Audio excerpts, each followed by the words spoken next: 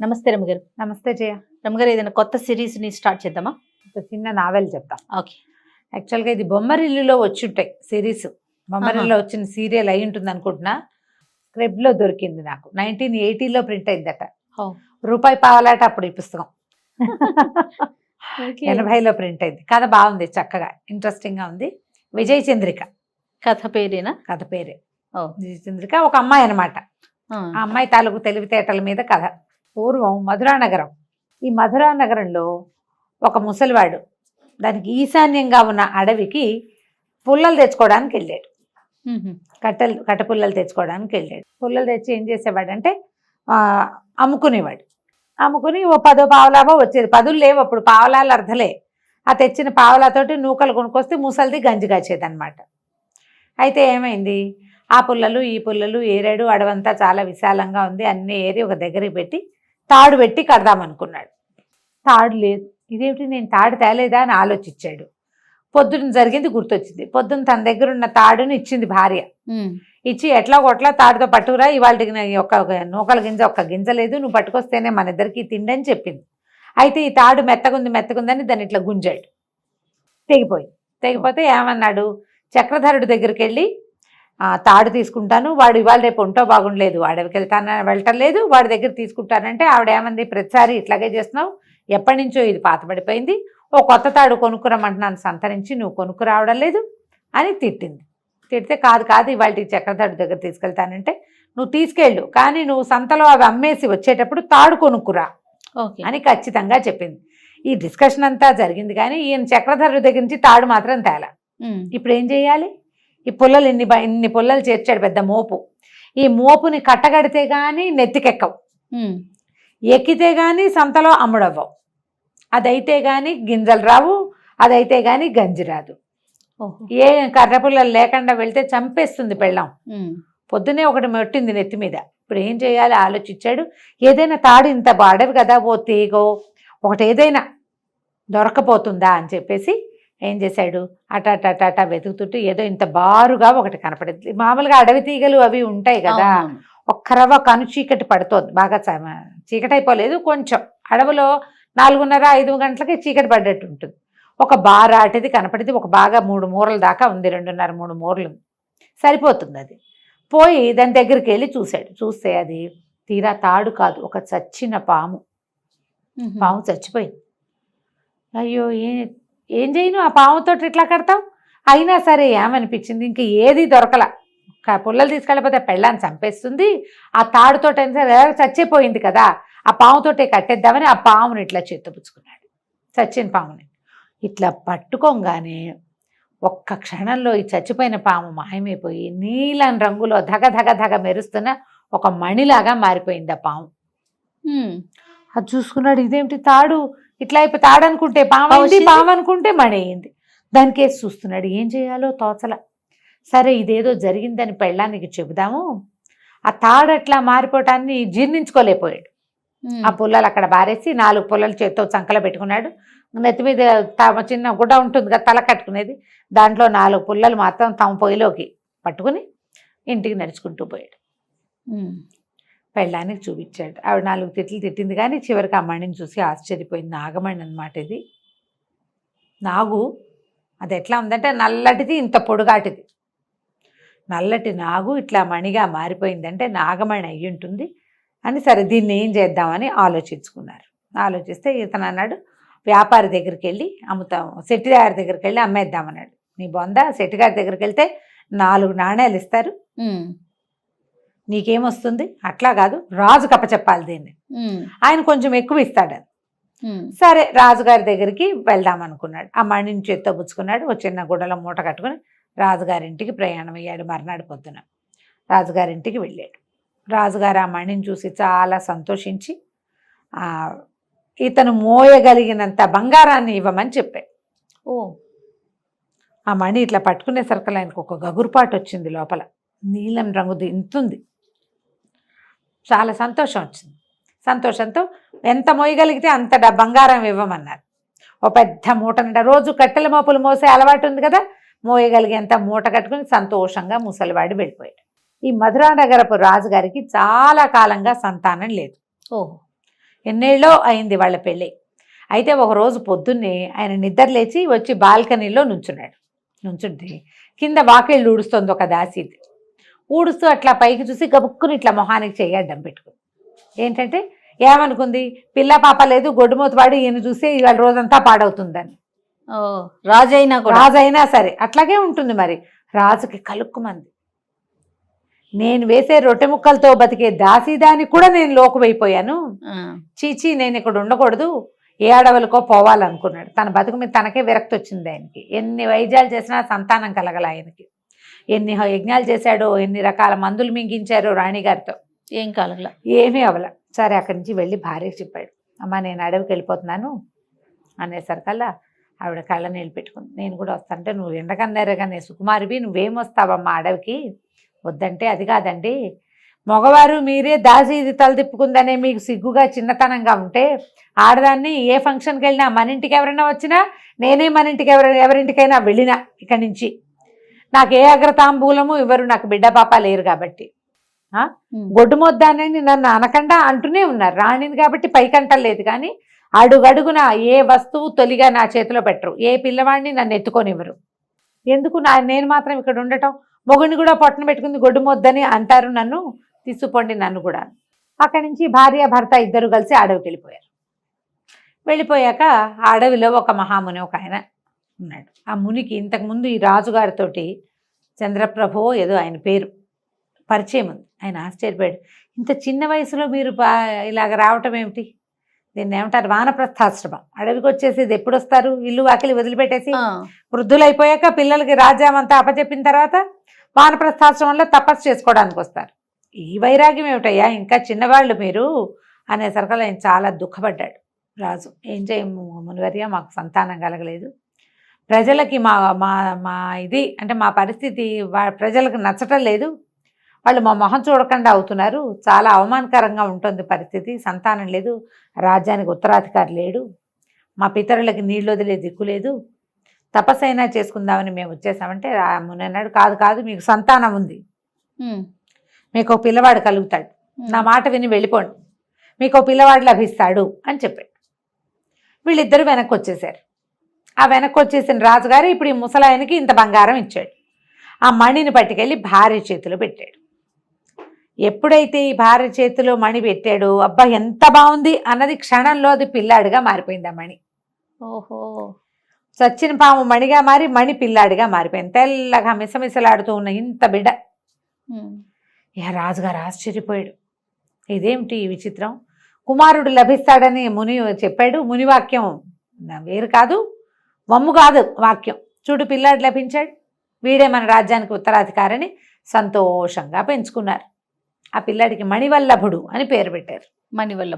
మణివల్ల దొరికాడు కాబట్టి ఎంత బాగానో చూసుకునేవాళ్ళు. పిల్లాడు చక్కగా పెరిగాడు. కానీ వీళ్ళకి ఈ అడవిలో పాము మణయింది, మణి పిల్లవాడయ్యాడు కాబట్టి వీడిని బయటికి పంపిస్తే ఏదైనా అవుతుందన్న భయం. వీడు జాగ్రత్త పిల్లాడు కాదు కదా, అతి జాగ్రత్తతోటి ఆ పిల్లాడిని బయటికి ఎప్పుడు పంపించేవాళ్ళు కాదు. పిల్లల్నే ఎవరైనా లోపల తెప్పించి ఆడిచ్చేవాళ్ళు. అట్లా అట్లా అట్లా అట్లా 12 ఏళ్ళు వచ్చినాయి. ఈ లోపల వాడికి వాళ్ళు వచ్చిన పిల్లలు ఫ్రెండ్స్, మేము చదువుకున్నాం, అది చదివాం అంటే ఏం నాకేమీ రాదు అనిపించేది. నేను కూడా చదువుకుంటా అన్నాడు. ఓ మాస్టర్ని పిలిచారు. చదువుకుంటుంటే ఇక్కడ చదువు కుదరదు అనిపిస్తుంది. కొన్నాళ్ళు పోయాక ఇంకోడెవడో వచ్చి నేను గురుకులం నుంచి వచ్చానన్నాడు. ఏం చేస్తారంటే గురుకులంలో అలా ఉంటుంది ఇలా ఉంటుంది ఇలా చెప్పేసరికి వీడికి ఉత్సాహం, పాపం వాడికి వెళ్ళిపోవాలని కోరిక. వాళ్ళ అమ్మని నాన్నని అడిగాడు, వాళ్ళు ససేమిరా అన్నారు. చూసి చూసి చూసి చూసి 12 ఏళ్ళు నిండుతుండగా ఈ అబ్బాయి కొంత ధనాన్ని మూటగట్టుకుని ఒక గుర్రం ఎక్కి అడవిలోకి పారిపోయాడు. వెళ్ళిపోయేసరికల్లా ఇక వెళ్ళిన వాడు అట్లా అట్లా అట్లా అట్లా అట్లా వెళ్ళి ఆ గుర్రంతో ఒక నదీ తీరానికి చేరాడు. అది ఇంచుమించు కోసల రాజ్యం దాకా వెళ్ళిపోయాడు. ఏదో కొంత ఆహారం తీసుకెళ్ళాడు, మధ్యలో ఆగాడు. వాడికి ఎక్స్పెడిషన్ లాగా ఉందన్నమాట ఆ వెళ్ళే దారి, ఉత్సాహంగా ఉంది. ఆ కాలంలో దారులు కాచేవాళ్ళు వాళ్ళు అలాంటి వ్యవహారాలు ఏం పెద్దగా లేవు, సుమారుగా ఉన్నాయి, ఎక్కువ లేవు. వెళ్ళాడు, పిల్లాడిని వెళ్ళిపోనిచ్చారనమాట. ప్రజలు చూసినా కూడా చూసి చూడట్టు ఊరుకున్నారు. ఎవరో రాజుల పిల్లాడు వెళ్తున్నాడు అనుకున్నారు. అక్కడికి వెళ్ళాక ఒక చెరువు తీదలో దీని దగ్గర ఒక కుర్రాడు ఎవరో బట్టలు ఉతుక్కుంటూ కనపడ్డాడు. దగ్గరలో ఏదైనా ఊరుందా, అంటే ఇది పెద్ద అడవి, ఇందులో ఊరు లేదు బోరు లేదు, ఉన్నదంతా మా గురుకులం మాత్రమే ఉంది అన్నాడు. అమ్మో గురుకులం ఉందా, ఎలాంటి గురుకులం, గురుగారి పేరేమిటి, అదేంటి ఇదేంటని అడిగాడు. అడిగేసరికి పక్కనే దగ్గరలోనే గురుకులం ఉంది, నేను అందులో శిష్యుణ్ణి, విద్యానంద మహర్షి ఇక్కడ విద్యాభ్యాసం చేయిస్తారు అని చెప్పేసరికి ఈ కుర్రాడు ఆ రెండో వాడిని గుర్రం ఎక్కించుకుని ఆ గురుకులానికి ఎలా వెళ్ళాలో అక్కడికి పోయాడు. పోయి ఆయనకి దండం పెడితే ఆయనేమో నోట్లించ నురుగులు కక్కుతున్న గుర్రము, అది ఎప్పటి నుంచో ప్రయాణం చేస్తుంది, చక్కగా 12 ఏళ్ల పిల్లాడు, మంచి రాజుగారి అబ్బాయిలాగా బట్టలు గిట్టలు కనపడుతున్నాయి. ఎవరు ఏమిటి అంటే, నాకు విద్యాభ్యాసానికి మా ఊళ్ళో కుదరలేదు, మా తల్లిదండ్రులకి భయము, వాళ్ళు పంపలేదు, నా అంతటి నేనే వచ్చానని చెప్తాడు. కానీ ఫలానా రాజ్యము అన్నమాట అబ్బాయి చెప్పడు. సరేలే, విద్యార్థిగా వచ్చిన వాడు వాడంతట వాడొచ్చినా అమ్మా నాన్న తీసుకొచ్చినా సమానమే. అక్కడి నుంచి పిల్లాడిని అట్టు పెట్టుకున్నారు. అయితే ఆ కాలంలోనే కోసల రాజకుమార్తె విజయచంద్రిక కూడా విద్యాభ్యాసానికి వచ్చింది. కొంచెం చిన్నది, కానీ ఆ అమ్మాయి ముందు నుంచి ఉంది, ముందు కొంత చదువుకుని వెళ్ళి మళ్ళీ వచ్చేసింది. ఇతనికంటే కొంచెం చిన్నపిల్ల. ఇతనితోటి ఫ్రెండ్షిప్ చేసింది. వీళ్ళిద్దరూ కలిసి బాగా మాట్లాడుకునేవాళ్ళు, కలిసే కత్తి పట్టటాలు అవి నేర్చుకున్నారు. బాగా అలవాటైంది. ఇతనికి క్రమంగా పెద్దవాడు అవుతున్న కొందికి సొంత ఇంటికి వెళ్ళాలన్న భావన లేదు. 10 సంవత్సరాలు గడిచినాయి. అబ్బా. ఈ అబ్బాయికి 22 ఏళ్ళు వచ్చినాయి, ఆ విజయచంద్రికి 20 ఏళ్ళు వచ్చినాయి. విద్యాభ్యాసం మొత్తం పూర్తయ్యాక కోసల రాజు గారు వచ్చాడు. వచ్చి కూతురుని తీసుకెళ్ళటానికి వచ్చి ఇతనితో ఎప్పుడు వచ్చినప్పుడల్లా ఆయన మాట్లాడేవాడు, కూతురుని చూడడానికి వచ్చేవాడు. ఆ పాఠశాలలో ఉన్న చాలా మంది పిల్లల తల్లిదండ్రులు వచ్చి చూసేవాళ్ళు, ఇతని కోసం ఎవరు వచ్చేవాళ్ళు కాదు.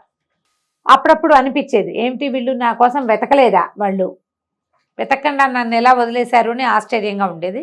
అయితే ఆయన ఏమన్నాడు, ఆ కోసల రాజు వచ్చి, అబ్బాయి విద్యాభ్యాసం అయిపోయింది కదా, మరి నువ్వు వస్తావా మాతోటి, మీ నాన్నగారు వాళ్ళ దగ్గరికి వెళ్తావా, లేదా అంతఃపురానికి వచ్చేసేయి మాతో పాటు అని అడిగాడు. అడిగేసరికి అలా ఆయనకి ఏమనిపించింది, వీడికి 10 ఏళ్ళు అయినా వాళ్ళు అసలు కనీసం వెతుకుతూ ఎవడైనా రావాలి కదా, ఈ 10 ఏళ్ళ నుంచి ఎవరైనా వస్తారేమోనని ఎదురు చూస్తూనే ఉన్నాడు, ఎవ్వరూ వదిలేశారు వాళ్ళు. అలా అనిపించింది అతనికి. ఎందుకు, వీళ్ళతో వెళ్తే సరిపోతుంది అని చెప్పేసి విజయచంద్రికతో కలిసి అక్కడికి వెళ్ళిపోయాడు కోసల రాజ్యానికి. ఇక వాళ్ళతోటే కలిసి కొంతకాలం ఉన్నాడు. మెల్లిగా ఇద్దరు ఏంటంటే మొదటంతా చిన్నప్పుడు స్నేహం, క్రమంగా ప్రేమలో పడ్డారు, పెళ్లి చేసుకుందాం అనుకున్నారు. అయితే మీ అమ్మ నాన్న ఎవరో చెప్పు, మా నాన్న వెళ్ళి మాట్లాడతాడు అంటుంది. ఇతనికి అసలు వాళ్ళ రాజ్యం పేరెత్తటం కూడా ఇష్టం లేదు.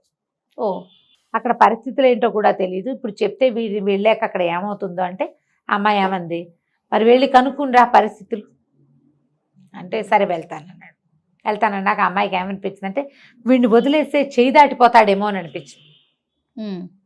అందుకని నేను వస్తాను పద, ఇద్దరం కలిసే వెళ్దాం, మీ రాజ్యంలో పరిస్థితులు ఏమిటో చూసుకుందాం, మీ అమ్మా నాన్న సంగతి ఏమిటో చూసుకుందాం, అక్కడ ఓకే అయిన తర్వాత మా నాన్నకి చెప్పి ఇద్దరం పెళ్లి చేసుకుందామని ఇద్దరు కలిసి బయలుదేరారు. 2 రోజుల ప్రయాణం తర్వాత అమ్మాయికి ఏమనిపించిందంటే, ఇలా అవివాహితులుగా వెళ్ళకూడదు, వాళ్ళ అమ్మాయి లేచి వచ్చిందంటారు, అందుకని మనం ఇక్కడ ఎక్కడైనా పెళ్లి చేసేసుకుందామని బండి ఒప్పించి పెళ్లి చేసేసుకుందాం, భార్య భర్త. కాకపోతే వీళ్ళు ఏమనుకున్నారు, ఇలా అడవుల్లో ప్రయాణం చేసేటప్పుడు ఇలా ఆడవాళ్ళ బట్టలతో వెళ్ళకూడదు, నా బట్టలు నువ్వు కూడా మనం వేసుకో, ఇద్దరం కలిసి అన్నదమ్ముల్లాగా కనపడతాం. వీళ్ళిద్దరికి ఏంటంటే దగ్గర పోలికలు ఉంటాయి. సదాటుగా చూస్తే అతనే అమ్మాయి అనుకునే ప్రమాదం ఉంది. స్త్రీ బట్టల్లో ఉంటే కనపడదు, మగవాళ్ళ దుస్తులు వేసుకుంటే వాళ్ళిద్దరు ఒడ్డు పొడుగు ఒకేలాగా కనపడతారు. ఈ మగవాళ్ళ బట్టలు వేసుకుంది విజయచంద్రిక. ఆ విజయచంద్రిక ఈ మణివల్లభుడు ఇద్దరు కలిసి వాళ్ళ గుర్రాలు వేసుకుని రాజ్యానికి బయలుదేరారు. మధ్యలో ప్రపంచాన్ని తెలుసుకుంటూ చూసుకుంటూ అడవుల్లో తిరుగుతూ మెల్లిగా ఒక దారి పట్టారు. రాజకుమారుడు రాజకుమార్తె ఎవరెవరు, మణివల్లభుడు విజయచంద్రిక. విజయచంద్ర చూసావా, ఇద్దరు కలిసి బయలుదేరారు, పెళ్లి చేసేసుకున్నారు. భార్యాభర్తలుగా వెళ్ళాలనుకున్నారు. సరే, ఇక ప్రయాణం చేయగా దూరంగా ఏదో ఒక గుడిసె లాంటిది కనపడుతోంది, ఒక పాక, కొంచెం పెద్దదే.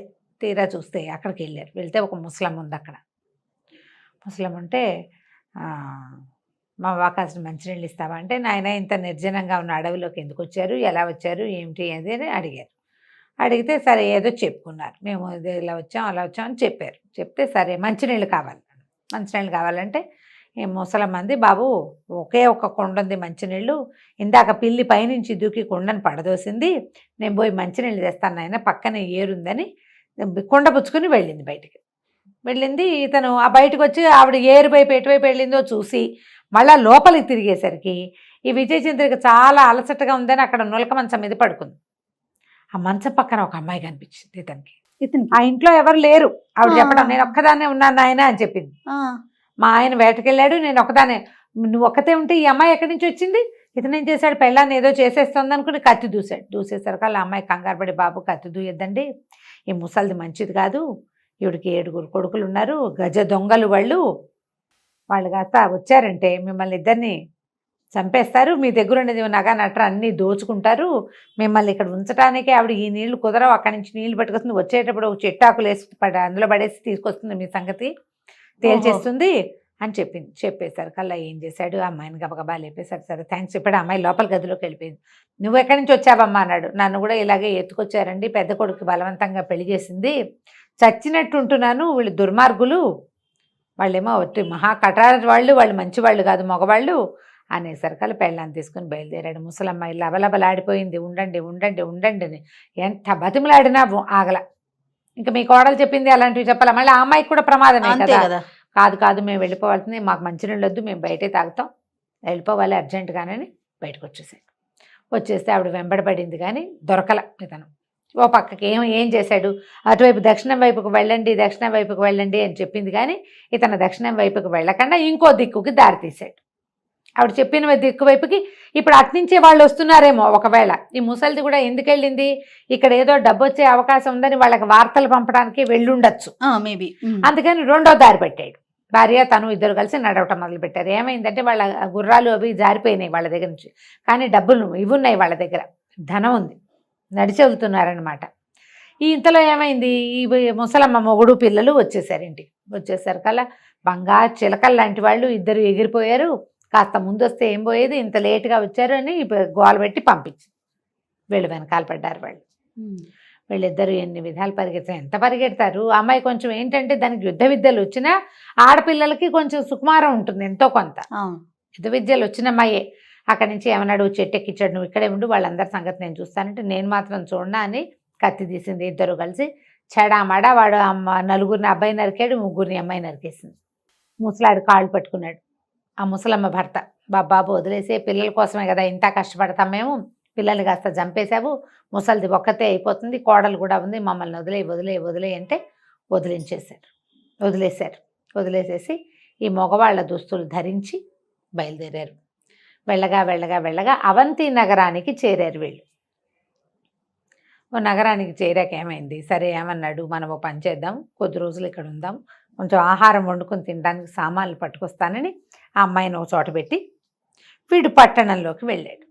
వెళ్తే బజార్లో అందరూ కొంచెం వేషధారణ కొత్త ఊరు వాళ్ళు తెలుస్తూ ఉంటారు కదా, అన్ని కొట్లల్లోనూ సరుకులు రేట్లు అన్నీ కొనుక్కుని మొత్తం ఒక బండి తీసుకుని మొత్తం వేసుకెళ్తానని చెప్పాడు.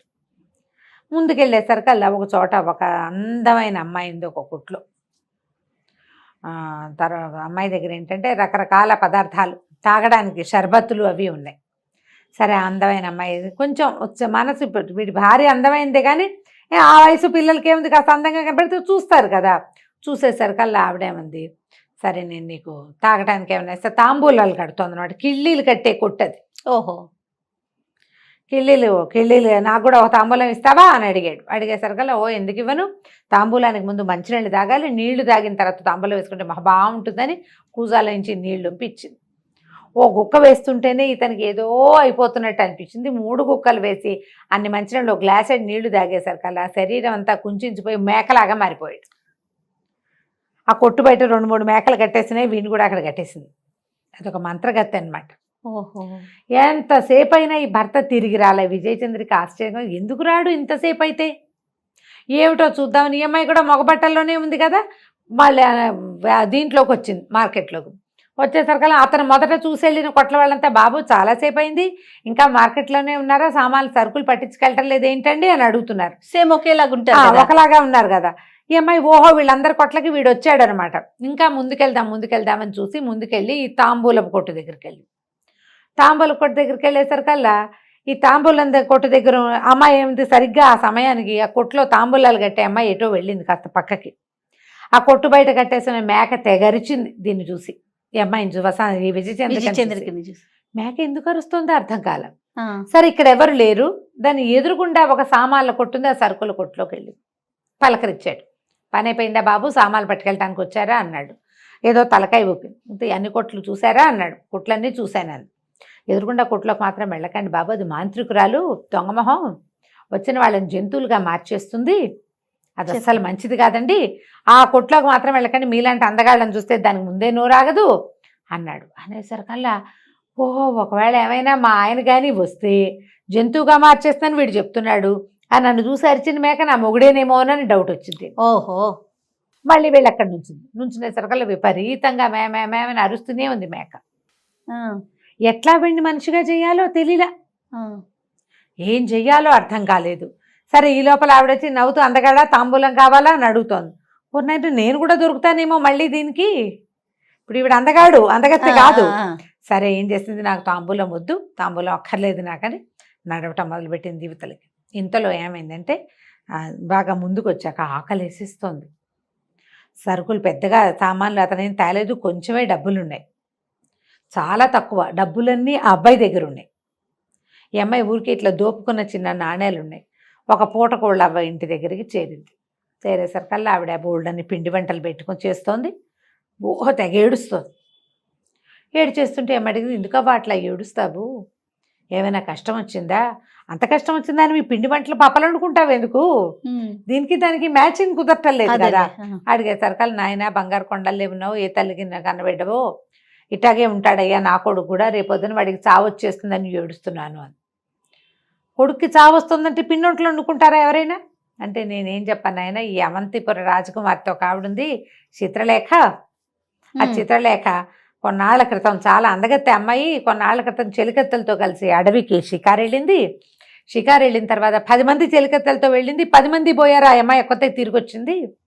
ఆ మర్నాటి నుంచి చిత్రలేఖతోటి వివాహం చేస్తామని చిత్రలేఖతో గడిపి ఆమె అడిగిన ప్రశ్నకు సమాధానం చెప్పిన వాడికి చిత్రలేఖ నుంచి పెళ్లి చేస్తామని రాజుగారు టంకేయించాడు. రోజుకొక పెళ్లి కొడుకు చొప్పున వెళ్ళారు. వెళ్ళిన వాడు వెళ్ళిపోయినట్టు చచ్చిపోయారు.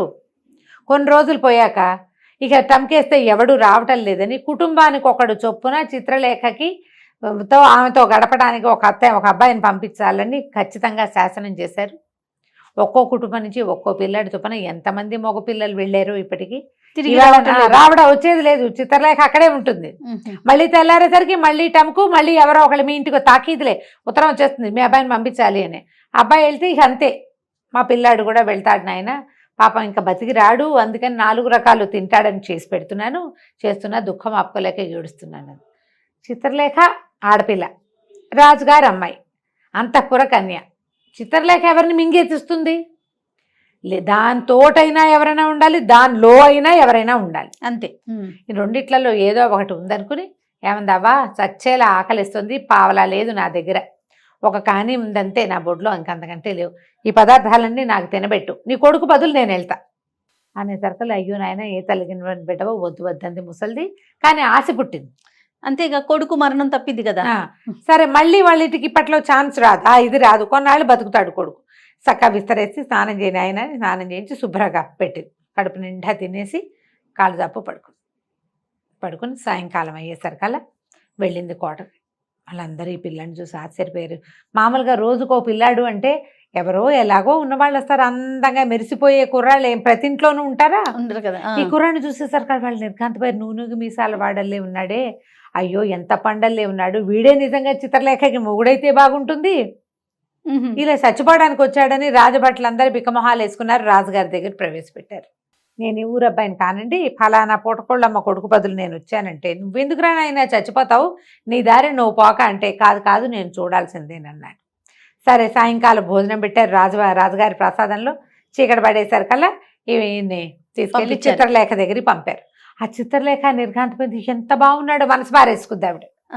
ఇంత బాగున్నాడు, చచ్చిపోతాడు కదా, వృధాగా చచ్చిపోతాడు, ఏం చేయాలో తెలియదు. సరే, రాత్రి అయితే ఆవిడ ఏడు మొహం పెట్టుకుని, నువ్వు నిదానంగా వెళ్ళిపో, రాత్రి అయ్యేదాకా ఇక్కడే ఉన్నావంటే మరి నిన్ను చంపేస్తారు, ఒకవేళ నేను లేననుకో అప్పుడు నువ్వు ఏమవుతుందంటే, ఏముంది, నేను మా నాన్న మా రాజ్యం సర్వనాశనం అయిపోతాం, పోతాం, నువ్వు మాత్రం చచ్చిపోకూడదు, నువ్వు ఇంత బాగున్నావని బతిమలాడింది. కాదు, ఏం జరుగుతుందో చూస్తాను. అనేసరికల్లా సరే అర్ధరాత్రి 11 గంటలు 11:30కు గంట కొట్టేసరికల్లా ఈ చిత్రలేఖ వెనకాల నుంచి ఒకడు వచ్చాడు భూతాకారంతో. వచ్చేసరికల్లా ఈ అమ్మాయి ఏం చేసింది, కత్తి తీసి యుద్ధానికి దిగింది. ఎవరైనా ఎదిరించే వాళ్ళు చూస్తే వాళ్ళని కనపడితే ఆ రాక్షసుడు తగ్గిపోతాడు. ఎదిరించే వాళ్ళు ఎవరు లేరు. సడన్గా ఇప్పుడు అందంగా ఉన్న అమ్మాయి వెనకాల నుంచి ఒక పెద్ద భూతం వస్తే భయం వేసి సావరు. అవును, ఎవరు దానికి రెడీగా ఉంటారు, ఏం జరుగుతుందో ఎవ్వడికి తెలియదు. అక్కడి నుంచి ఈ అమ్మాయి చెడామడా యుద్ధం చేస్తే ఆ రాక్షసాకారాన్ని 5-6 దెబ్బలు కొట్టేసింది. వాడి నెత్తురు వాడే చూసుకునేలాగా చేసింది. ఆ రక్తం చూసేసరికల్లా వాడికి అస్సలు చచ్చిపోయాడు. ఈ చిత్రలేఖ కూడా ఈ రాక్షసుడు బయటకు వచ్చేసరికల్లా కేవమని కేక పెడుతూ స్పృహ తప్పిపోయింది. తెల్లవారింది. తెల్లారేసరికల్లా అందరూ ఏమైంది, చచ్చిపోయింటాడు, శవం కూడా ఉండదు. రాజకుమార్తెకి మేల్కొల్పులు పాడడానికి వచ్చారు దాసీగణం. చూస్తే రాజకుమార్తె ఏమో స్పృహ తప్పిపడింది. ఇంతకుముందు వచ్చి ముందు రోజు రాత్రి వచ్చిన కుర్రాడు బాగానే ఓ పక్క మీద పడుకుని నిద్రపోతున్నాడు. ఆశ్చర్యపోయారు, ఎట్లా బతుకున్నాడు? రాక్షసుడి భీకరాకారం నేల మీద పడిపోయి కనపడింది. పెద్ద పెద్ద కేకలు పెట్టారు. రాజుగారు, సైన్యాధిపతి, మంత్రి గింత్రి అందరూ వచ్చి చూసుకున్నారు. ఈ చిత్రలేఖ అడవికి వెళ్ళినప్పుడు ఒక బ్రహ్మరాక్షసుడు ఆమె 10 మంది చెలికత్తెల్ని తినేశాడు.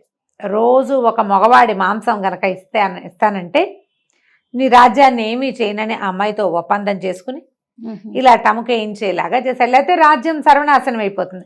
రోజు ఓడిపోయినా పర్వాలా, ఏదో మెల్లిగా నడుస్తూ ఉంటుంది కదా, అందుకని దీనికి ఒప్పుకున్నారనమాట. సరే, అక్కడి నుంచి చిత్రలేఖకు మెలకు తెప్పిస్తే ఆవిడ సిగ్గుపడుతూ నిద్రలేచి ఈ అబ్బాయిని పెళ్లి చేసుకుంటానని. వాళ్ళు కూడా రెడీగా ఉన్నారు కదా, ఇప్పుడు ఈ అబ్బాయిని పెళ్లి చేసుకోవాలి.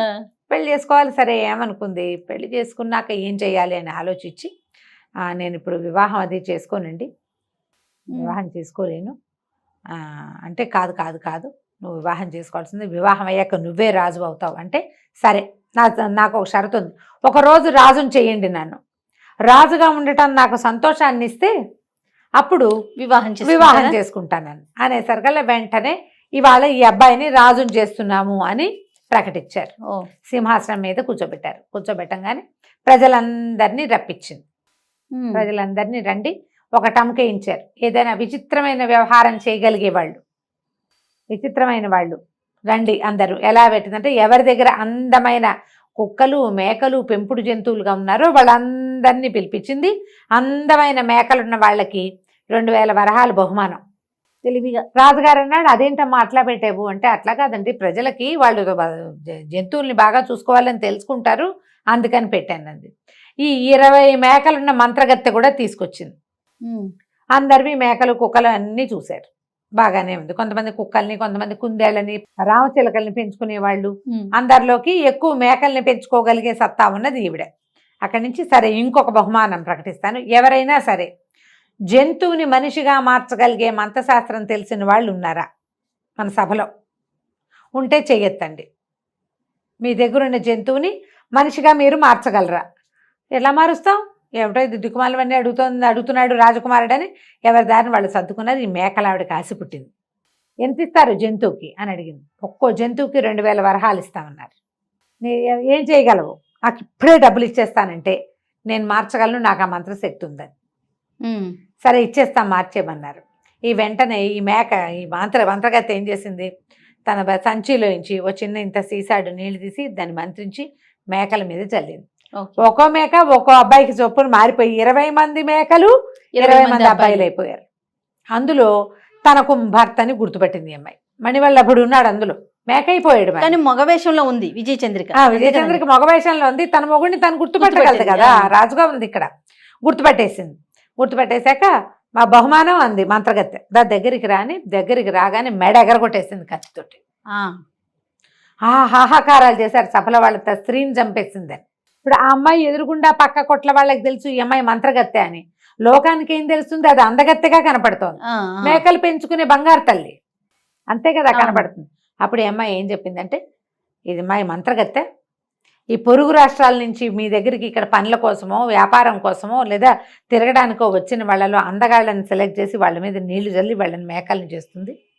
ఇందులో ఉన్నవాడు ఇగో ఇతను నా భర్త, నేను స్త్రీని, మేమిద్దరం భార్యాభర్తలం అని చెప్పి ప్రజలంతా హాహాకారాలు చేశారు. రాజుగారు అమ్మాయి హతాశులైపోయారు. ఈ అబ్బాయికి ఇచ్చి పెళ్లి చేద్దాం అనుకున్నారు కదా, అదేమో అమ్మాయి అని తేలింది. అక్కడి నుంచి చిత్రలేఖ వలవల ఏడవటం మొదలుపెట్టింది. అయ్యో నేను నిన్ను మొదటి చూపులోనే ప్రేమించాను, నువ్వు ఇట్లా మా ఆడవాదాని అయిపోతే నేనేం చేయాలి, నేను ఎవరిని పెళ్లి చేసుకోవాలి, నేనేం కావాలి అని ఏడ్చేశారు కల్లా ఈవిడ ఏమందంటే, అట్లా కాదు, నువ్వు సరిగ్గా నా భర్తను చూడు, నేను ఆయన వేరే వేరేగా ఉన్నామంటే అప్పుడు చూశారు సరిగ్గా, చూస్తే ఆ సింహాసనం మీద కూర్చున్నవాడు ఈ మేకల మంద మధ్యలో నుంచున్నవాడు ఒకేలా ఉన్నారు. నేను ఆయన రెండో భార్యగా నిన్ను స్వీకరిస్తాడు, మన ఇద్దరం కలిసి ఉందామని చెప్పింది. నువ్వు నాతో ఉండటమే కదా నీకు కావాల్సిందని ఈ రెండో అమ్మాయిని చిత్రలేఖనిచ్చి మణివల్లభుడికి పెళ్లి చేయించింది. బాగుంది. రాజు రాజుగారు కూతురు, ఇద్దరు కూతుళ్ళు అల్లుడితోటి హాయిగా ఉన్నారు. కొంతకాలం అక్కడే ఉన్నారు. ఉన్నప్పుడు ఈ అమ్మాయి ఈ చిత్రలేఖ పదే పదే భర్తను అడిగేది, మీ దేవురు, నువ్వు ఏ దేశానికి రాజకుమారుడివి, నువ్వు రాజకుమారుడివి కాకపోతే రాజకుమార్తె నిన్నెందుకు పెళ్లి చేసుకుంటుంది అంటే చెప్పేవాడు కాదు అతను. అయితే ఈ చిత్రలేఖ తోడుకోడలతోటి సవితోటి ఏమనేదంటే, అక్క అంత తెలివి తక్కువగా ఎట్లా చేసుకున్నావు, మనం రాజకుమార్తెలం కదా, దారిపోయేవాడిని చేసుకున్నావంటే మనకేం గొప్ప, క్షత్రియుడు కాని వాడిని చేసుకుంటే మనకేమన్నా గొప్ప కాదు కదా, మరి వీడు క్షత్రియుడు అవునో కాదో తెలుసుకోవాలి, నువ్వు క్షత్రియుడేనమ్మా, అతనికి రాసవిద్యలన్నీ తెలుసు, ముందు నుంచి మేము కలిసి చదువుకున్నాం అంటుంది అమ్మాయి. విజయచంద్రకి చెప్తున్న చిత్రలేఖ ఒప్పుకోక సవితికి ఎక్కిచ్చిందనమాట, ఇతని కులగోత్రాలు కనుక్కోవాలి నువ్వు, ఏమైనా సరే కులగోత్రాలు కనుక్కో, ఆ రాజ్యానికి వెళ్దాం, మనం మీ రాజ్యానికి వెళ్దాం పదా, ఎన్నాళ్ళు మా ఇంట్లో ఉంటావని అందాం మనం, అక్కడ మంచి అడుగు అడుగు అడుగు అని బాగా ప్రోత్సహించింది. తను అడిగేది నవ్వుతూ. ఈ అమ్మాయి ఏంటంటే మొదటి భార్య, అతను మొదట ప్రేమించి పెళ్లి చేసుకున్నాడు కదా, ఇప్పుడు ఈ పెళ్ళి అంటే అనుకోకుండా జరిగిన పెళ్లి, విజయచంద్రికతో జరిగింది ప్రేమించి పెళ్లి కదా, అందుకని ఎంతసేపు ఇట్లా ప్రోవోక్ చేస్తే సరే ఏమైంది, ఒకరోజు భార్యాభర్త షికారు వెళ్ళారు. ఎవరు మొదటి భార్యతోటి, చిత్రలేఖతోటి కాదు, విజయచంద్రికను మణివల్లభుడు షికారు వెళ్తే అమ్మాయి ఏమందంటే, నేను ఒక రాజకుమార్తెని, ఇంకో రాజకుమార్తెని నీకు పెళ్లి చేయించాను, మా పరువు మర్యాద ఉండాలి కదా మాకు కూడా, ఎవరో దారిపోయేవాడిని ఇద్దరు రాజకుమార్తెలు పెళ్లి చేసుకున్నారంటే మాకేం మతింపు, మా నాన్నలకేం గొప్ప, మా వంశాలకు ఎంత ఇది కదా, నీవు మీ కులం గోత్రం చెప్పకుండా చేస్తున్నావు, మీది ఏ రాజ్యమో చెప్పు చెప్పు చెప్పు చెప్పు చెప్పు చెప్పు అనేసరికల్లా ఇతనికి సడన్గా తలకాయ పట్టేసుకున్నాడు. తల అబ్బా అన్నాడు, పెద్ద తలనొప్పి వచ్చినట్టు అయిపోయింది. తలనొప్పి తగ్గాక అతను చెప్పాడు, నేను కనుక నీకు చెప్పానా ఇది ఒక రహస్యం, మీకు దూరం అయిపోతాను, మళ్ళీ ఇక నేను మీతో ఉండను అంటే, ఇంకా స్త్రీ సహజమైన ఒక రహస్యం తెలుసుకోవాలనే ఒక ఆసక్తి మొదలైతే ఆడవాళ్ళు ఒట్లు పెట్టేస్తారు, ప్రమాణాలు పెట్టేస్తారు, ఆగలేకపోతారు. ఆ స్త్రీ సహజమైన గుణంతో ఆ చిత్రలేఖ ఏం చేసింది, తను తెలుసుకోలేక అక్కకి ఎక్కించింది. ప్రేమ లేదు వీడికి, మరి ఇది లేదు, వాడి కులం మంచిది అయి ఉండదు అందుకే చెప్పట్లేదు, ఇలాగా ఉన్నాయి, ఎప్పుడైనా ఉంది, కులగోత్రాల గోళ ఎప్పుడూ ఉంటుంది. అమ్మాయి క్షత్రియకాంతలు, క్షత్రియుడినే పెళ్లి చేసుకోవాలి, వాళ్ళు కులం తప్పేశామేమో అన్న అనుమానం లోపల, ఎవరైనా ప్రజల్లో చెప్పుకుంటారేమో అన్న సిగ్గు. ఇక అతను అన్నాడు, నేను కనుక నీకు చెప్పానా అంతే సంగతులు అన్నాడు. అంటే అయినా సరే నేను అది తెలుసుకోవాల్సిందే అంటే ఏదో రహస్యం అనమాట, మాకు ఇన్నాళ్ళు చెప్పకుండా దాచావన్నమాట, పైగా ఇవాళ దాన్ని పెళ్లి చేసుకున్నావు, నాతో ఎన్నేళ్ళ నుంచి కలిసి ఉన్నావు, నువ్వు 15-16 సంవత్సరాలుగా మన ఇద్దరం కలిసే ఉన్నావు, నువ్వు 12 ఏళ్ల పిల్లాడప్పటి నుంచి నువ్వు నాకు తెలుసు, అప్పటి నుంచి దాచిపెట్టావు, నీకు ప్రేమ లేదు, నీకు అది లేదు ఇది లేదని అన్నది. అనేసరికల్ తను అన్నాడు, సరే పద బయటికి వెళ్దామని. బయటకు వచ్చేసో కాస్త పార్క్లోకి వెళ్ళారు కదా, అక్కడి నుంచి ఎలా నడిపించి ఎక్కడికో తీసుకెళ్ళాడు. ఒక పెద్ద నీళ్ల మడుగు, అది ఆ మడుగు దగ్గర నిలబడ్డాక చెప్పాడు, నువ్వు శ్రద్ధగా విను, భయపడద్దు, తర్వాత ఏం జరిగినా నాకు సంబంధం లేదు, నీకు చెప్పేస్తున్నా ఇప్పుడే అని చెప్పాడు. సరే చెప్పంటే, నా పేరు శంఖచూడు, నేను ఒక నాగరాజ కుమారుణ్ణి, మేము చాలామంది కలిసి భూలోకానికి విహారానికి వచ్చేవాళ్ళం, పాతాళం మా ప్రాంతం. ఈ శంఖచూడు అతని ఫ్రెండ్స్ పైకి వచ్చేవాళ్ళు అనమాట. భూలోకానికి విహారానికి వస్తున్నప్పుడు ఒక ఆయన తలకిట్లా జుట్టు పూర్తిగా జటలు కట్టి సన్నగా బక్కగా వెదురు పుల్లలాగా నిలబడి ఒంటికాలు మీద నిలబడి తపస్సు చేసుకుంటున్నాడు. తపస్సు చేసుకుంటుంటే ఏమిటి ఈయన ఏం చేస్తున్నాడు, ఈ జుట్టు ఏమిటి ఇట్లా ఉంది, మనిషి ఏమిటి ఇట్లా ఉన్నాడని మాట్లాడుకున్నాం మేమంతా. మా స్నేహితులు అన్నారు, తపస్సు చేస్తున్నాడు ఈయన ఎవరో ముని అంటే, ముని అయితే ఏం చేస్తాడో చూద్దామని నేను అతన్ని చుట్టుకుంటే వీళ్ళు అందరూ హాహాకారాలు చేశారు, వద్దు శపిస్తాడంటే వీడి వల్ల ఏమవుతుంది అనుకున్నాను నేను. నేను ఈ చుట్టుకుపోవటం వల్ల ఒంటికాల మీద నిలబడ్డ ఆయన పడిపోయాడు నాతో సహా. ఎప్పుడైతే ఆయన కళ్ళు తెచ్చాడో ఆయన కళ్ళ నుంచి వచ్చిన మంటలకి నా స్నేహితులంతా భయపడి పారిపోయారు. ఆయన చుట్టుకుపోయి ఉండటం వల్ల నేను తప్పించుకోలేకపోయాను. ఆయన నీకు ఇంత పొగరా శంఖచూడా, నువ్వు ఇలాగే మట్టిలో కలిసిపో అని శపించాడు. నేను బతిమలాడాను. నేనేనాడు తపస్సు చేసే వాళ్ళని చూడలేదు, మొదటిసారి భూలోకానికి వచ్చాను, అందువల్ల నా వల్ల ఈ తప్పు జరిగింది, నన్ను క్షమించు క్షమించు క్షమించని చాలా బతిమలాడాను. మట్టిలో కలిసిపో, చచ్చిపోమని శపించాడు. మట్టిలో కలిసిపోవడం చచ్చిపోవడం. అయితే ఒక పని అప్పుడు ఆయన చాలా బతిమలాడాక నా తండ్రి అయిన వాసుకి పట్ల దయతలిచి నన్ను వదిలిపెట్టాడు. నాకు శాప అవసానం చెప్పాడు, నువ్వు ఇలాగే చచ్చిపడి ఉంటావు, నిన్ను ఎవడైనా మానవుడు ముట్టుకుంటే నువ్వు మణిగా మారతావు. ఓహో. నిన్ను ఒక స్త్రీ ఆమె చేతిలోకి తీసుకోగానే నువ్వు బాలుడిగా మారతావు, వాళ్ళతో పాటు జీవించు. వివాహం అయిన తర్వాత నీ భార్య నీ గత జన్మని గుర్తు చేసి ప్రశ్నించే వరకు నువ్వు మానవ మాత్రుడుగానే ఉంటావు. ఎప్పుడైతే నీ గత జన్మ నీకు జ్ఞాపకం వస్తుందో అప్పుడు శాప విమోచనం, అప్పటి వరకు నువ్వు ఈ భూలోకంలో బతుకుతూ ఉండమన్నాడు. నేను అప్పుడే చచ్చి పడిపోయాను. నన్ను ఒక కట్టెలవాడి చేతిలోకి తీసుకున్నాడు, నేను మణిగా మారా. తీసుకెళ్లి అక్కడి నుంచి మధురానగర రాజుగారి అంతఃపురంలో ఆ రాణిగారు నన్ను పట్టుకుంది, నేను బాలుడిగా మారాను. వాళ్లే నాకు మణిగా భూషణుడిగా పేరు పెట్టారు. మొత్తం చెప్పాడు. నేను అక్కడి నుంచి 12 సంవత్సరాల వయసు వచ్చాక వాళ్ళని విడిచిపెట్టి వచ్చాను. మధురానగరపురంలో రాజకుమారుడిగా పెరిగాను నేను. ఇప్పుడు నన్ను అడిగావు కాబట్టి ఇక నాకు శాప విమోచనం అయిపోయింది. ఇక నేను మీతో కలిసి జీవించను. నాకు గుర్తొచ్చినా, నాకు గుర్తు రాగానే నాకు శాప విమోచనం అయిపోయినట్లే. జ్ఞాపకం వచ్చినా మీ ఇద్దరిని వదలలేక నేను చెప్పలేదు, నువ్వు బలవంత పెట్టావు నన్ను చెప్పేదాకా. చెప్పా కాబట్టి ఇక నేను ఇక్కడ ఉండనని పెద్దది 4 మూరలు పొడుగున నల్లటి వికృతాకారం కలిగిన పాముగా మారిపోయాడు అతను. ఈ అమ్మాయి చూస్తుండగానే మహాభయంకరంగా ఉంది. అది జర పాకుతూ ఆ మడుగులోకి ప్రవేశించి వెళ్ళిపోయాడు. ఓహో. కళ్ళు తిరిగి పడిపోయింది విజయచంద్రిక. మెలకు వచ్చి చూస్తే ఏముంది, మడుగు మోత గట్టు మీద తను ఒక్కతే ఉంది. లబోదిబోమని ఏడ్చింది, చేయగలిగేది ఏం లేదు. అక్కడి నుంచి ఇంటికి వెళ్ళింది ఏడుస్తూ. వెళ్ళేసరికల్లా చిత్రలేఖ ఆశ్చర్యపోయింది. ఏం జరిగింది అంటే, నీ వల్లే మనకి ప్రాప్తి వచ్చింది. నా అంతటి నేను 2-3 సార్లు అడిగి ఊరుకున్నాను అతని మీద వ్యామోహంతో. నువ్వు నీకు భర్త వ్యామోహం కంటే ఈ కులం వ్యామోహం ఎక్కువ, నన్ను ఎక్కించేసుకోవాలని నాకు ఎక్కిచ్చేసావు. అడిగి భర్తను పోగొట్టుకున్నావు అని లబలబలాడుతూ ఏడుస్తూ అక్కా చెల్లి తెగ శోకాలు పెట్టారు. మణివల్లభుడు వెళ్ళిపోయాడు. నా పేరు శంఖచూడు, నేను సర్పాన్ని, నేను అది ఇది డామ్డీమ్ అన్నట్టు చెప్పేశాడు కథంతా. ఎప్పుడైతే తన శాప విమోచనం అయిపోయిందో ఇంకా నేను మీతో మానవులతోటి కాపురం చెయ్యను అని వెళ్ళిపోయాడు. ఈ అమ్మాయి విజయచంద్రిక ఏడుస్తూ రాజ్యంలోకి వచ్చేసింది, ఊళ్ళో అంతఃపురంలోకి వచ్చింది. తెగ తిట్టింది ఆ చిత్రలేఖని. నీ వల్లే ఇలా నేను అడగాల్సి వచ్చింది, అనవసరమైన ఎంతూసియాజం రేకెత్తించావు నాకు, ప్రశ్నించి చివరికి అతను శాప విమోచనం అయిపోయిందని వెళ్ళిపోయాడు. భర్త లేకుండా ఉండిపోయాం ఇప్పుడు మనం, పోనీ పెళ్ళిళ్ళన్నా కాకుండా ఉంటే మళ్ళీ వివాహాలైనా ఏవి, ఇప్పుడు మనం ఏం చేస్తాము అని బాగా ఏడ్చింది. ఇద్దరు కలిసి శోకాలు పెట్టారు. ఏం చేస్తారు, వెళ్ళిపోయిన వాడిని తెచ్చుకోలేరుగా. అక్కడి నుంచి నేను మా ఇంటికి వెళ్ళిపోతానంటే చిత్రలేఖ బతిమలాడిన అక్క నన్ను క్షమించు, నా వల్లే ఇంత పని జరిగింది, చూద్దాం ఏదైనా ఒక ప్రయత్నం చేద్దాము, నువ్వు మాతోటే ఉండిపో, రాజ్యానికి రాజు ఎవరు, మన ప్రాణనాథుడు, ఆయన భార్యగా నువ్వే ఆ సింహాసనం మీద కూర్చుని, నువ్వు మొదటి భార్యవు కాబట్టి మేము దానికి ఒప్పుకునే కదా నన్ను ఇచ్చి పెళ్లి చేశాడు మా నాన్న, రెండో భార్యగానే, కాబట్టి రాజ్యం నీది. అయితే విజయచంద్రికనే రాజుని చేశారు. ఆ అమ్మాయే రాజ్యం చూసుకోవాలి. అయితే అమ్మాయి ఏమందంటే, నాకు ఒక ఐడియా ఉంది, ఐడియా ప్రకారం చేస్తాను. సరే, అప్పుడు ఈవిడ చాటింపు వేసింది. ఎవరైనా ఏదైనా ఒక విచిత్రాన్ని, అద్భుతమైన సంఘటనని చూసినా తెలుసుకున్నా అది మాకు తెలియచేయండి. నేనెన్నడూ చూడని అద్భుతాన్ని తెలియజేసిన వాడికి మోయగలిగినంత బంగారం ఇస్తానని ప్రకటన చేసింది. తెలివిగా చేసింది.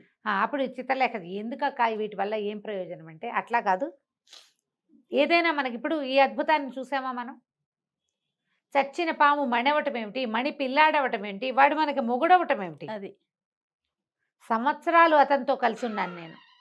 నువ్వంటే ఇప్పుడు ప్రేమించావు, వివాహం చేసుకున్నావు, నన్ను ప్రేమించావు, నా మొగుడిని నువ్వు పెళ్లి చేసుకున్నావు. నేను చదువు మొదలుపెట్టిన దగ్గర నుంచి నాతో పాటు ఉన్నాడు, నాకు తెలియలా. ఒక్క వాక్యం బయటకు వచ్చేసరికి మాయమైపోయాడు. అద్భుతాలు ఇవన్నీ. అలాగే ఏదైనా ఒక అద్భుతం అందితే చూద్దాం. ఒక ఏడాది పాటు ప్రయత్నం చేస్తాను ఇతని కోసం. దొరకలేదా ప్రాణత్యాగం చేసుకుంటా. తర్వాత నీ తండ్రి నీ రాజ్యం నువ్వు మీ బాధ మీరు పడండి అని చాటింపేసింది. ఎవ్వరూ రాల. ఊళ్ళో వాళ్ళంతా మాట్లాడుకునేవారు. ఏదైనా అద్భుతం అనగానే పక్కవాడు నాకు కూడా తెలుసు అనేవాడు. ఇద్దరికి ముగ్గురికి తెలిసినవి అద్భుతాలు అవ్వవు. ఎవ్వడికి తెలియంది కదా అద్భుతం అంటే. అవును. అయితే ఆ ఊళ్ళో ఓ బ్రాహ్మడు ఉన్నాడు. కొంచెం పేదవాడు. ఆయన యాయవారం చేసుకునేవాడు. 5, 6 పిల్లలు ఉన్నారు. వాళ్ళ ఆవిడ అంది, రోజు మంచి రోజులు చెప్తావు ప్రతి వాళ్ళకి, ఏం ప్రయోజనం నీ వల్ల? ఈ రాణిగారు ఏదో ప్రకటన చేసింది, ఒక అద్భుతాన్ని ఏదైనా చెప్పచ్చు కదా. ఎట చెప్తామే అద్భుతాన్ని, చూడకండా అన్నాడు. చూడైతే రోజు రొట్టెలు చేసిస్తా, పో రోడ్ల మీదకి వెతుకు. తేగలిగినంతతే నా పిల్లల్ని నేను ఎట్టాగొట్ట గడుపుకుంటా, వెతుకు, చూడు. ఇప్పుడు ఇళ్ళ మధ్యలో వాకిళ్ళ మధ్యలో ఏమవుతాయి అద్భుతాలు? ఎక్కడికో నడిచిపోతే ఏదో అవుతుంది అని తోలింది. రొట్టెలు చేసి ఇచ్చింది. పొద్దున్నే చద్దనం తిన్నాడు ఇంట్లో. ఆ రొట్టెలు భుజాన్ని వేసుకుని బ్రాహ్మణ ఆయన వెళ్ళటం మొదలుపెట్టాడు. వెళ్ళగా ఏదో ఆ కారడవిలాగా అయితే అడవి దాటాడు. ఎవరో 2 భార్య భర్త కనపడ్డారు, ముసలి వాళ్ళు.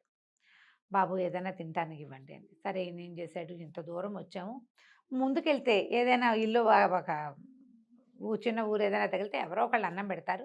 ముసలి వాళ్ళు వీళ్ళు అంతవరకు నడవలేరని ఆ 2 రొట్టెలు చెరుకో రొట్టె ఇచ్చాడు. బాబు నీకు ఉంచుకోకుండా మాకు ఇస్తా అంటే, పర్వాలేదు, నేను కాలు సత్తు ఉన్నవాడిని, ముందుకు నడిచి వెళ్తా, ఎక్కడో చోట నాకు ఆశ్రయం దొరకపోదు, బ్రాహ్మణులకు అన్నం పెట్టే రోజు అది, అన్నం వండుకునేందుకు ఏదో దొరుకుతుంది, ఏదో బ్రాహ్మణులు ఇల్లే దొరికితే ఒక ముద్ద అన్నం పెడతారు వాళ్ళే అని చెప్పాడు. ఈ రొట్టెలు ఇచ్చేసిన తర్వాత ఇంకా నడవటం మొదలు పెట్టేసరికల్లా ఆయన అనుకున్నట్టు ఈ అడవి తొందరగా దాటలేకపోయాడు. పెద్ద అడవా? పెద్దదే. సరే ఏమైంది, ఇంకా ఎండగా ఉంది. అక్కడ ఏవో కనపడితే మంచినీళ్ళు తాగాడు. ఎండగా ఉంది కదా అని ఒక చెట్టు కింద పడుకున్నాడు. ఎండ తగ్గాక వెళ్దాంలే, నీళ్లు తాగాం, మనకేం ఆకపోతున్నా అన్నం తిన్నాడు కదా. చెట్టు కింద పడుకున్నాడు. చల్లగాలికి చాలా హాయిగా నిద్ర పట్టేసింది. ఆయన లేచేసరికి కను చీకటి పడిపోయింది. అయ్యో అనవసరంగా నిద్రపోయాను, నడుద్దామని నడక మొదలుపెట్టాడు. కానీ ఎంత నడిచినా అడవి తరగల. వీళ్ళ ఊరికి దగ్గరగా ఉన్నదే, అతను ఆ వైపు ఎప్పుడు రాలా అటు. సరే ఏమనుకున్నాడు, చూస్తే ఒక పెద్ద వటవృక్షం, పెద్ద మర్రి చెట్టు. సరే దీని మీద పడుకుందాం ఈ పూటకి, చీకటి పడిపోయింది. రాత్రి అయ్యేసరికి ఇంకా కనువెలు కూడా ఉండదు అడవిలో. చెట్టు ఎక్కి పడుకున్నాడు. మంచినీళ్ళు తాగేశాడు. ఇంకో 2 కరకరలు ఏవో తెచ్చుకున్నాడు. ఆ 2 నవిలేసి, రొట్టెలు అయిపోయినాయి, 2 నవిలి కాసిన మంచినీళ్ళు తాగి ఆ పక్కన కొలంలోంచి చెట్టెక్కి పడుకున్నాడు. పడుకుంటే ఉన్నట్టుండి ఏదో సందడి వినపడింది. చూస్తే చెర చెర చెరమని శబ్దంతో 4-5 మహాసర్పాలు పాక్కుంటూ వచ్చాయి చెట్టు కిందకి. హడిలిపోయాడు. అది ఎట్లా ఉందంటే పౌర్ణమికి దగ్గర రోజు, అందుకని పాముల పొలకు కనపడుతుంది. అమ్మో అనుకున్నాడు, ఏం చేయాలో తెలియలే. కానీ ఇతను చూస్తూ ఉండగానే ఆ 4 సర్పాలు 4 దివ్యాభరణాలు ధరించిన మానవుల్లాగా అయిపోయారు. ఈ చెట్టు కిందంతా శుభ్రంగా ఊడ్చేశారు, నీళ్లు జల్లారు, ఎక్కడి నుంచి తెచ్చారో అవన్నీ, అక్కడి నుంచి ముగ్గులు వేశారు, ఏమిటో అలంకారం చేశారు. కళ్ళు ఇలా తలుచుకోగానే ఇవొచ్చేసినాయి ఆసనాలు, బోల్డన్ని ఆసనాలు ఏర్పరిచారు. ఒక సభకి సరిపడా ఏర్పాటైపోయింది కింద. ఈయన ప్రాణాలు అరిచేతిలో పెట్టుకుని ఆ చెట్టు కొమ్మని ఖర్చుకుని పడుకుని చూస్తున్నాడు. ఒక గంట గడిచేసరికి అలా ఆ బుసలు విపరీతంగా 4 పాములు వస్తుంటేనే శబ్దం వినపడింది. ఇప్పుడు అట్లా కాదు, పెద్ద సముద్ర ఘోషలాగా ఉంది. బుస కొడుతున్న పాముల శబ్దాలు వినపడుతున్నాయి. చూస్తూ ఉండగానే కొన్ని వేల సర్పాలు వచ్చాయి అక్కడికి ఆ చెట్టు కిందకి. ఆ సర్పాల్లో అతిపెద్దది, ఇంత పెద్ద పడగ, చాలా పడగలు కలిసి ఉన్నట్టుగా ఉండి మణులతో ఉన్న ఒక సర్పం చకచక నాయక స్థానంలో ఉన్న సింహాసనం దగ్గరికి వచ్చింది. ఒకేసారిగా పెద్ద దివ్యాకృతిని దాల్చి మనిషిలాగా అయిపోయింది. అందరూ కూర్చొని, అంటే ఈయన నాయకుడు, వీళ్ళంతా నాగులు, అందరూ మనిషి రూపాల్లోకి వచ్చారు. తలా ఒక ఆసనంలో కూర్చున్నారు. ఏమిటో డిస్కషన్లు చేసుకున్నారు. ఏమిటి సంగతులు సందర్భాలు అవన్నీ మాట్లాడుకున్నారు. ఎవరెవరు ఎక్కడికి వెళ్ళారు, ఏ లోకంలో ఉన్నారు, వాళ్ళు ఎందుకు రాలేదు, వీళ్ళు ఏం చేస్తున్నారు, ఇలాంటివి కనుక్కున్నారు. 3:30 అవగానే తెల్లవారుజామున వేగు చుక్క పొడిచే సమయానికి మొత్తం సర్పాలన్నీ వెళ్ళిపోయినాయి, కుర్చీలన్నీ మాయమైపోయినాయి, ఆకులు అలవలు మామూలుగా చెట్టు కింద ఎలా ఉండాలో అలా అయిపోయింది.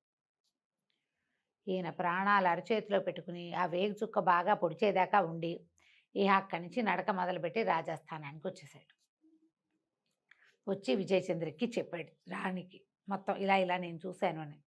సరే ఇవిడ నన్ను తీసుకెళ్ళమంది. అమ్మ మీరు చూడలేరమ్మా, పామును చూస్తే హడిలిపోయాను, మగవాడిని నేనేను, మీరు చూడలేరంటే, అయినా సరే మొత్తం భర్త సర్పంగా మారిపోవటం చూసింది ఆ అమ్మాయి.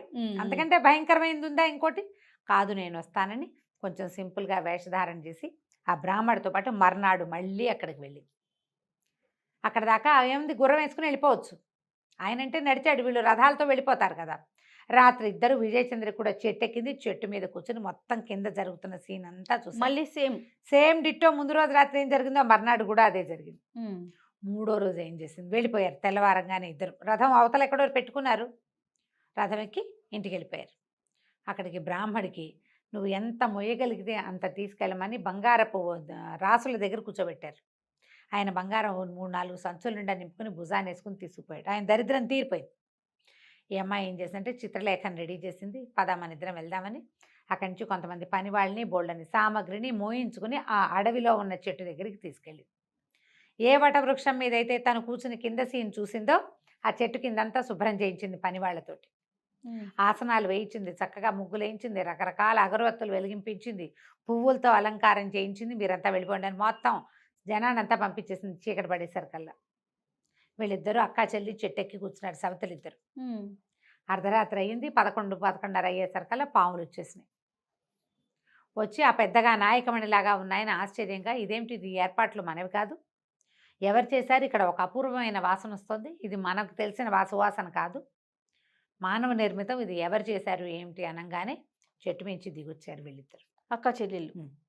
పావులు లేవు, ఇప్పుడు అందరూ మానవ రూపాల్లో ఉన్నారు. నన్ను నమస్కారం చేశారు. ఆయన ఆశ్చర్యంగా అడిగాడు, అమ్మా ఇవన్నీ మీరే చేశారా తల్లి అని అడిగాడు. నేనే చేయించాను అని అమ్మాయి కథ అంతా చెప్పింది.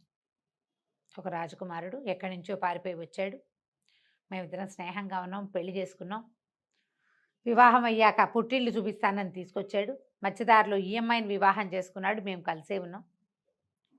మరి జీవిత రహస్యం అతను మీ ఇల్లు ఎవరు ఏమిటి అని నేను బాగా నిలదీసేసరికల్లా తాను ఒక సర్పాన్నని చెప్పాడు, సర్పంగా మారిపోయి వెళ్ళిపోయాడు. మేము ఒకళ్ళకిద్దరం అన్యాయం అయిపోయాం, నా రాజ్యానికి రాజు లేడు, ఈ దీని రాజ్యానికి రాజు లేడు, పోనీ మేము కన్యలమైతే ఇంకోళ్ళని వివాహం చేసుకునే వాళ్ళం, మేము వివాహితలం, ఇప్పుడు ఏం చేయాలో తెలియక ఈ సర్పాన్నిగా మారిపోయిన మా భర్తని పట్టుకోవటానికి ఇక్కడికి వచ్చాం అనేసరికల్లా, అమ్మ అలాగా వీళ్ళలో వీళ్ళని గుర్తుపడతావా నీ భర్తనంటే? ఎవరిని గుర్తుపడతారు, వాళ్ళెవరు వీళ్ళకి తెలియదు, అందరినీ సర్పాలుగా మారిపోమన్నాడు. సర్పాలు చూస్తే అసలు గుర్తుపట్టలేరు. అమ్మాయి ఏం చెప్పిందంటే, మాకు తెలీదు, నేను ఆ సర్పరూపంలో ఒక్కసారే చూశాను, అతను వెళ్ళిపోయేటప్పుడు మానవ రూపంలో ఉన్నాడు, మీరంతా దివ్యులుగా కనపడుతున్నారు, అతను దివ్యుడుగా కనపడ్డు, మానవుడిలోనే ఉత్కృష్టమైన సౌందర్యం ఉన్నవాడుగా కనపడతాడంతే అని అతని పేరు శంఖచూడు అంది. అనగానే ఆయన గుండు మండిపోయింది. శంఖచూడ ఎక్కడున్నావు అని గట్టిగట్టిగా కేకలు పెట్టాడు. నంగనాచిలాగా దాక్కున్నావా, ఇంత పని చేసి నువ్వు? వీళ్ళని చూసి దాక్కున్నాడు అతను. ఓహో, భార్యలను చూసి బయటకు వచ్చాడు. బయటకు వచ్చేసరికి ఆయన ఇది క్షమించరా అని నేరం, ఇలాంటి తప్పు ఎందుకు చేశావంటే, ఆ గడగడ వణుకుతూ శంఖచూడు ఏం చెప్పాడంటే, నేనేం చెయ్యను, నా భార్య నన్ను పట్టి బలవంత పెట్టి నా జన్మరహస్యం అడగంగానే నాకు శాప విమోచనం అని చెప్పాడు ముని. విమోచనం అయిపోయాక నేను ఎందుకు వీళ్ళతో ఉండాలి, నా రహస్యం అడగద్దుని బతిమలాడిన స్త్రీ చాపల్యంతో ఈ అమ్మాయి నా మాట వినలేదు. అడగద్దు, నీకేం లోటు వచ్చింది, భర్త ఉన్నాడు, హాయిగా ఉండొచ్చు కదా, ఎందుకు నా జీవిత రహస్యం నీకంటే వినిపించుకోలేదు, అడిగి తెలుసుకుంటే కానీ ఒప్పక నా శాప విమోచనం చేసేసింది, అందుకే నేను వెళ్ళిపోయాను. నేను నాగుండని తెలిసాక వీళ్ళతో నేను ఎట్లా కాపురం చేస్తాను అని అడిగాడు. అడిగేసరికల్లా ఆయన అన్నాడు, నాగరాజు అప్పుడు ఆ మాట కరెక్టే, కానీ స్త్రీలకి సహజంగా ఉంటుంది రహస్యం తెలుసుకోవాలనే ఒక ఆలోచన, పైగా నీ భార్యలు రావడంతో భర్తలకి రహస్యం ఉంది అంటే భార్యలు అసలు ఊరుకోలేకపోతారు, మోసంగా భావిస్తారు దాన్ని, అతని రహస్యాన్ని కలిగి ఉండటాన్ని వీళ్ళు ఒప్పుకోరు. నా రహస్యం, నా జీవితం ఇతని చేతిలో ఉంది కదా, ఇతని రహస్యం నాకెందుకు తెలియకూడదు అనిపిస్తుంది. ఇది మానవ సహజం. సరే, ముని శాప విమోచనం అయినా కూడా నీకు అనుజ్ఞిస్తున్నా, నీ భార్యల మరణం వరకు నువ్వు వాళ్ళతోటే కలిసి జీవించు, సంతానాన్ని పొందు, వాళ్ళ రాజ్యాలకి ఉత్తరాధికారులు కూడా వస్తారు అని చెప్పి భార్యలతో ఉండిపోమని చెప్పాడు. ఓకే. తెల్లవారుతుండగా సర్పాలన్నీ యథాస్వరూపంలో వెళ్ళిపోయినాయి. అక్కడ రాజకుమారుడు, ఈ అమ్మాయిలు ఇద్దరు మిగిలారు, మణివల్లభుడు, భార్యలు ఇద్దరు మిగిలారు. వీళ్ళు క్షమాపణ చెప్పుకున్నాడు, నేను ఇంకా చేయలేని స్థితిలో వెళ్ళిపోయాను, మిమ్మల్ని వదిలిపెట్టి వెళ్ళటం నాకు ఇష్టం లేదు కానీ అని చెప్పి సారీ చెప్పుకున్నాడు. ముగ్గురు కలిసి తమ ఎక్కడో ఆపిన రథాన్ని ఎక్కి ఇంటికి వచ్చేసారు. కొద్ది రోజులు ఇక్కడ ఉండి ఆ తర్వాత మధురా నగరానికి వెళ్ళిపోయారు. ఆ మధురా నగరపు రాజకుమారుడు కదా ఇతను. అవును అవును. వాళ్ళ అమ్మ నాన్నకి ఇతను కనిపించడానికి వెళ్ళాడు. ఈ 3 రాజ్యాల్ని ఏకకాలంలో పరిపాలిస్తూ ఎన్నో సంవత్సరాలు భార్యలిద్దరితో విజయచంద్రికతోటి చిత్రలేఖతోటి సంతానాన్ని పొంది సుఖంగా ఉన్నాడు. కథ కంచికి మనం ఇంటికి. చాలా బాగుంది రమ్య గారు. చిన్న సిరీస్ అయినా కూడా చాలా బాగుంది. ఇంట్రెస్టింగ్ గా ఉంది. అవును. నమస్తే. నమస్తే చెల్లి.